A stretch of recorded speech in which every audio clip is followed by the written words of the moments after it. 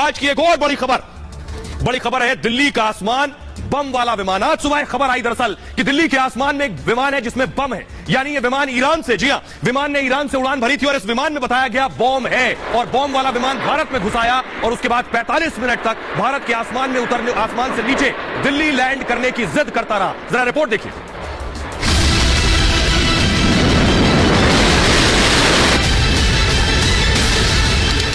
वक्त 9:20।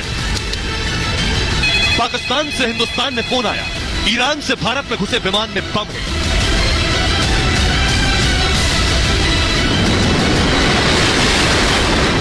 इस खबर के बाद देश में हड़कंप मच गया। और इस वक्त की बड़ी खबर आपको बता दें, बड़ी खबर सूत्रों के हवाले से ईरानी विमान में बम की सूचना से हड़कंप मच गया है। ईरान का विमान भारत के वायु क्षेत्र में घुस चुका था। बम की खबर ने यात्री विमान के हाईजैक होने के शक को और बढ़ा दिया था। बम वाला विमान देश की राजधानी दिल्ली में उतरना चाहता था। उतरने का, लैंड करने का ऑफर मिला था, लेकिन पायलट ने साफ इनकार कर दिया, जिसके बाद लगातार सवाल यह बना हुआ है कि आखिर क्यों दिल्ली में ही यह विमान उतरना चाहता था। सभी के दिमाग में कंधार हाईजैक की तस्वीरें घूमने लगी। एक्सपर्ट विमान में बम और आतंकी मौजूदगी से इनकार नहीं कर रहे थे। बम वाला विमान भारत के आसमान पर मंडरा रहा था। लाहौर एटीसी ने कैसे पता लगाया, इसका लाहौर से क्या लेना देना है, लाहौर को कैसे पता लगा? क्योंकि अगर वो ईरान से आ रहा है तो क्या वो पाकिस्तान के ऊपर से आया? ऐसी बात तो नहीं है। अगर पाकिस्तान से ऊपर गया तो डायरेक्टली चाइना जा सकता है, उसको दिल्ली से जाने की जरूरत नहीं है।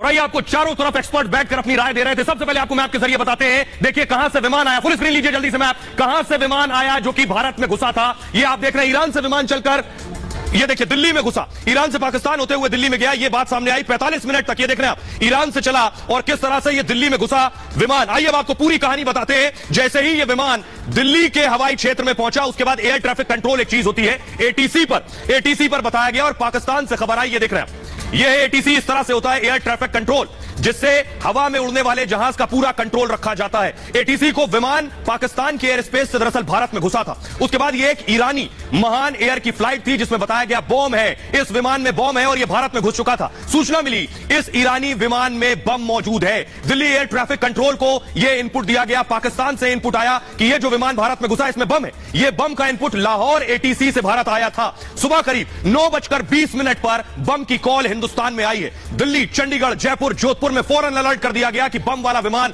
भारत में घुस चुका है। लैंडिंग के लिए दिल्ली एटीसी ने 2 विकल्प दिए थे कि बम वाला विमान दिल्ली के हवाई क्षेत्र में था तो फौरन यह कहा गया कि आप इसे जयपुर या फिर दूसरे शहर में जाकर लेकर जाइए। पायलट दिल्ली में फ्लाइट की लैंडिंग चाहते थे। जो विमान का पायलट था वो चाहता था कि दिल्ली में हर हाल से लैंडिंग हो जाए इस बम वाले विमान की। विमान के पायलटों ने लैंडिंग से मना कर दिया कि दिल्ली के अलावा कहीं और लैंड नहीं करेंगे। यही शक बढ़ गया कि विमान में बम और दिल्ली में लैंड करने की जिद, ऐसे में दिल्ली में लैंडिंग खतरनाक हो सकती थी। पायलटों की दिल्ली लैंडिंग की जिद पर अलर्ट दिया गया और भारतीय वायुसेना ने तुरंत मोर्चा संभाल लिया। उसके बाद आपको बताऊं, फाइटर जेट्स सुखोई ने ईरानी विमान को चारों तरफ से घेर लिया।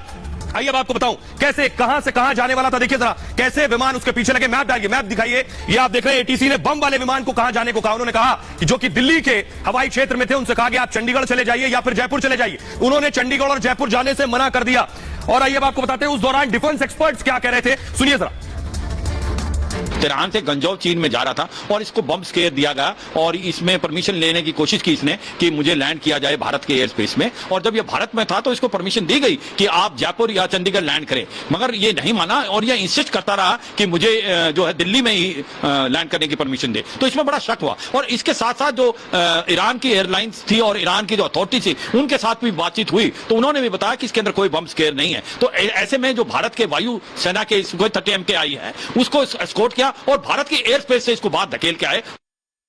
और देखिए जब ये बम वाला विमान भारत में था तो फौरन हमारे लड़ाकू विमान सुखोई ने टेक ऑफ किया। सुखोई ने उड़ान भरी उस विमान के पीछे जिसमें बम था। 2 विमान सुखोई विमान 2 पीछे लग गए उस विमान के जिसमें बम था। देखिए जरा सुखोई ने कहां से उड़ान भरी, मैं आपके जरिए आपको दिखा रहा हूं। ये सुखोई दोनों अलग अलग जगह से उड़ान भरी है। ये आप देख रहे हैं दिल्ली में था ये विमान, लेकिन पंजाब और जोधपुर से 2 सुखोई विमान ने उड़ान भरी, कोई खतरा ना हो, रक्षा और सुरक्षा के लिए। आइए अब आपको बताऊं कि भारत के लड़ाकू विमान ने आखिर क्या किया जब दोनों विमान आखिर ईरान के विमान के पीछे लग गए।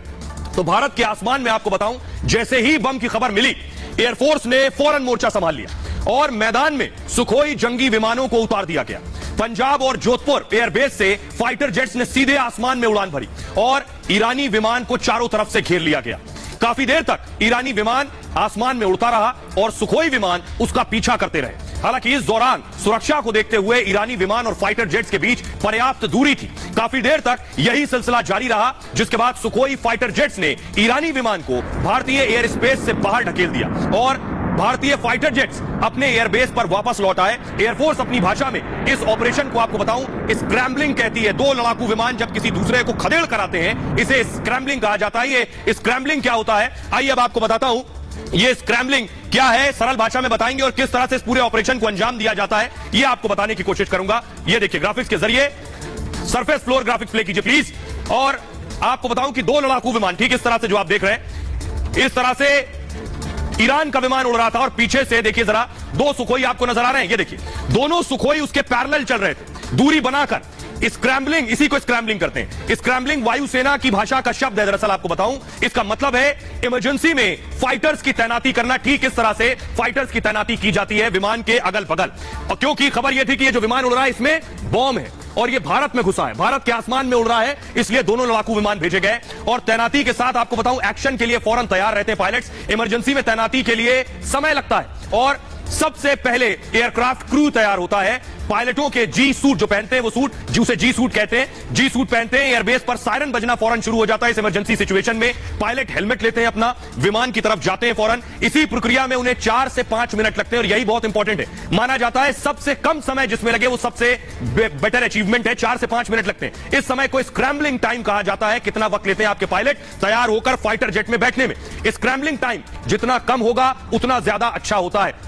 उड़ान भरते ही लड़ाकू विमानों ने देखिए ठीक इस तरह से मोर्चा संभाल लिया जैसे लड़ाकू विमान आपको उड़ते नजर आ रहे हैं। यानी आपके देश में अगर कोई हवा में इस तरह की चीज है जिसमें कोई लड़ाकू विमान है, कोई विमान है जिसमें बॉम्ब है, आतंकी है, तो लड़ाकू विमान उनको घेर कर आपके देश की सीमा से बाहर करते हैं। खतरे को एयरक्राफ्ट पूरी तरह से घेर लेते हैं। किसी तरह का भी आसमानी खतरा हो सकता है। भारतीय वायुसेना पहले चेतावनी देती है, इन्हें भी बाकायदा चेतावनी दी। लैंडिंग या एयर स्पेस छोड़ने को कहा जाता है कि आप फौरन यहां से निकलिए। चेतावनी नहीं मानने पर फिर उसके बाद एक्शन शुरू होता है। स्क्रैम्बलिंग ने ही एयर स्पेस छोड़ने पर मजबूर किया और उसके बाद ये विमान यहां से निकल के देखिए जरा, ये विमान बम वाला विमान यहां से निकलकर कहां पहुंचा, भारत के हवाई क्षेत्र से जब निकला है उसके बाद ये पहुंचा है चीन। वो जरा तस्वीरें दिखाइए, मैप दिखाइए फास्ट।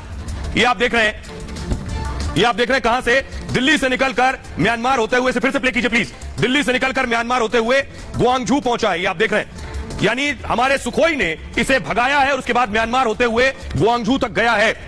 आइए लेकिन अब आपको दिखाने जा रहा हूं जब ये लैंड हुआ चीन में जिसमें बताया गया बम है। ये देख रहे हैं आप विमान, ये विमान लैंड हुआ, इसमें जो यात्री सवार थे वो निकलकर बाहर आए। लेकिन दूसरी तरफ देखिए यहां बड़ा काफिला फायर ब्रिगेड, इसके अलावा एम्बुलेंस मौजूद थी यहां पर, क्योंकि इस विमान में बम की खबर सिर्फ भारत में नहीं थी, चीन में भी थी, म्यांमार में भी थी, पाकिस्तान में भी थी, ईरान में भी थी। तो 4-5 देश में हड़कंप मचा हुआ था कि एक विमान में बॉम्ब है। ये तस्वीरें आप देख रहे हैं किस तरह से लोग वहां मौजूद हैं और यहां एम्बुलेंस और फायर ब्रिगेड्स मौजूद है। लेकिन अब आपको बताता हूं 45 मिनट तक जो उधम हुआ, जो हंगामा और हड़कंप मचा, इसमें आखिर सच क्या है, हकीकत क्या थी चीन में उतरने के बाद, ये आपको बताता हूं। देखिए जरा, तो आसमान में ईरानी विमान घेरे में था। दरअसल जब आसमान में था सुखोई विमानों ने घेर लिया और उसे खदेड़ा।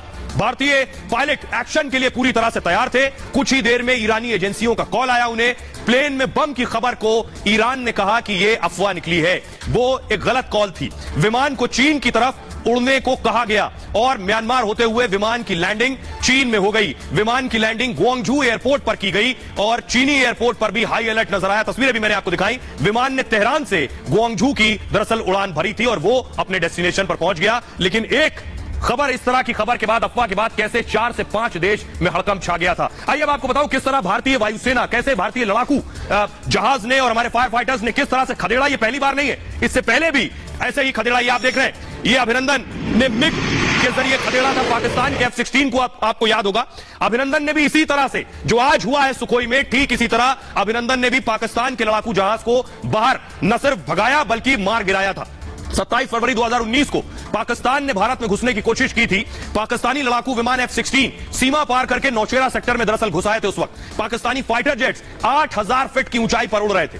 जानकारी मिलते ही वायुसेना की स्क्रैम्बलिंग शुरू हो गई फौरन। जो शुरू में मैंने आपको बताया स्क्रैम्बलिंग क्या होती है। भारतीय पायलटों ने अपने हेलमेट पहन लिए। मोर्चे पर मैदान में सुखोई और मिग 21 को फौरन उतारा गया। मिग 21 खुद स्क्वाड्रन लीडर अभिनंदन उड़ा रहे थे उस वक्त। विंग कमांडर ने अपने साथियों को रेडियो पर फौरन मैसेज दिया कि इसे मैं खदेड़ता हूं। यह अभिनंदन का मैसेज था, यह मेरा शिकार है, यह अभिनंदन ने कहा। अभिनंदन के साथ ही दूसरे साथी सुखोई पर उस वक्त मौजूद थे।